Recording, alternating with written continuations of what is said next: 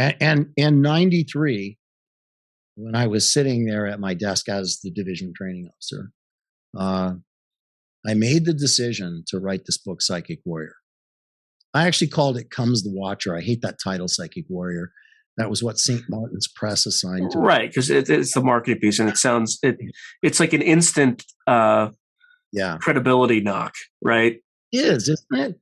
Because people don't understand what I'm really talking about there. And the original manuscript was 740 pages long. And it was whittled down by Sean Coyne, my editor. He and his assistant whittled it down over like 3 or 4 weekends to 230, 238 or 235 pages. So I like thumbed through it. The first time I looked at it, I was like, Jesus, man, this is not, but they won't do that. A first-time author, they're not going to publish 740 pages. They're just not going to do it. It was actually my second book, right? But they weren't going to do it because my first book was a textbook, Non-Lethal Weapons, War Without Death. That's the thing that got me invited to Mikhail Gorbachev's State of the World forum, rather. That was a trip to be there as an ousted, infantry officer with special ops background, being there, presenting to, Brzezinski was in front of me, like 3 feet away as I'm presenting, right? Talking about alternative methods of conflict resolution, as I outline in the book. And that was fun. I met the Dalai Lama there and other things. So I never didn't even know who he was. Crazy story, right?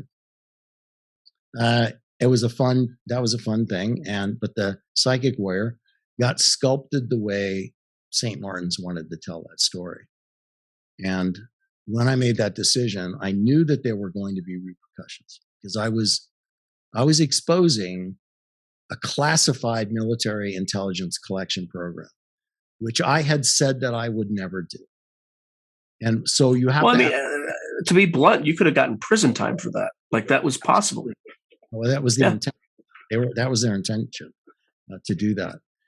That's the backside of that story.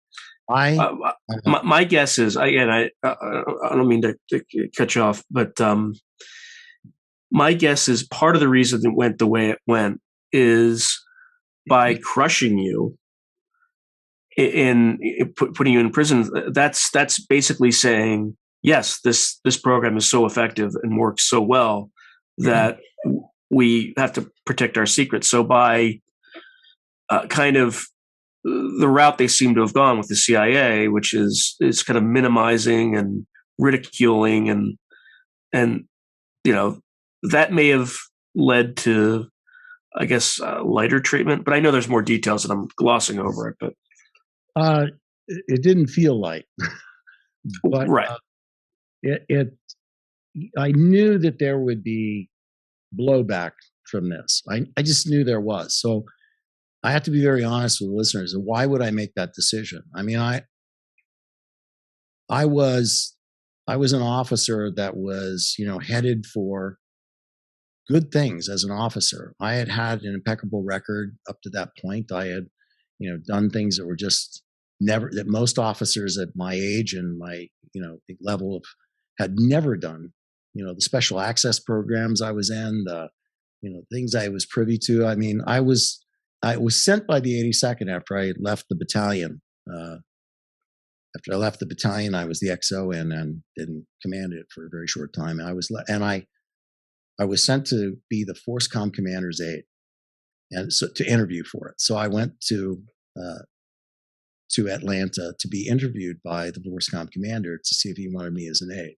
This would have been my third general if that had happened. And so he's a 4-star.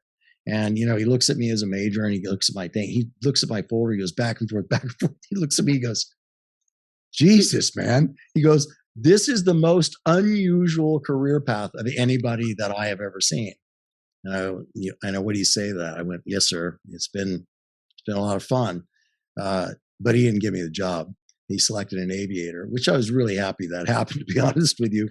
I didn't want to be a 4-stars aide.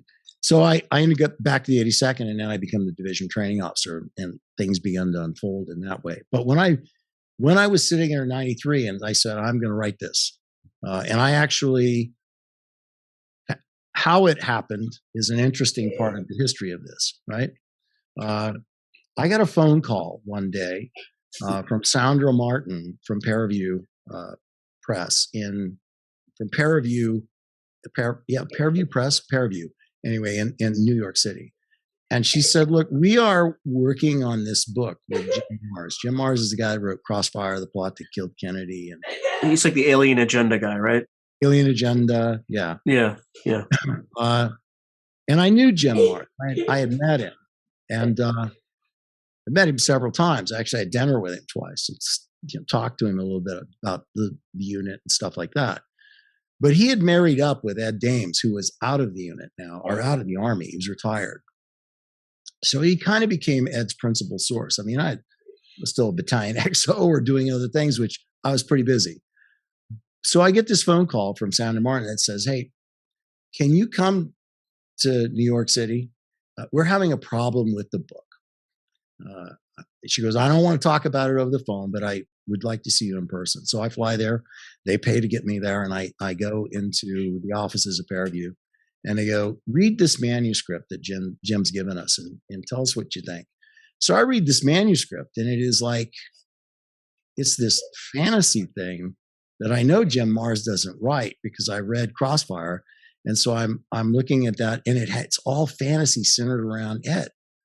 Like, this stuff like, so Ed Dames comes into the conference room and everybody stands at attention. What the, are you kidding me? I mean, we wouldn't even have taken a sip of coffee. He didn't outrank anybody there. I mean, this was a remote viewing unit, right? So the whole book carried that kind of a tone. Well, at that point where it was, few chapters in.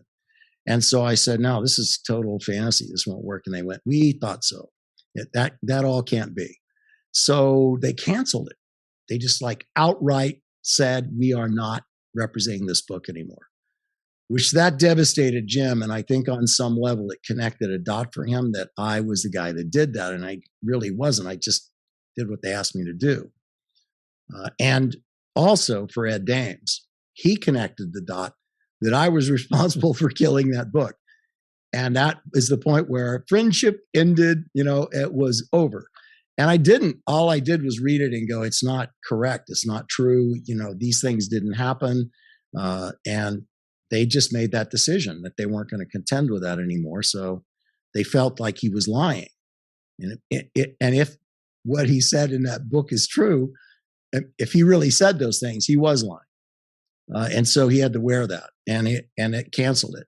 So it bruised Ed's ego, and it hurt Jim Marrs.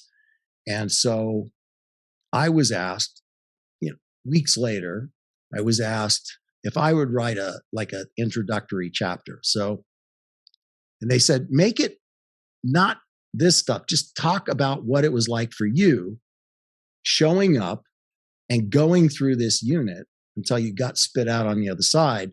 What was that like? Just tell that story. If you enjoyed this video, please hit the like, subscribe, and notification buttons. Additionally, if you have any feedback, please put something in the comments below.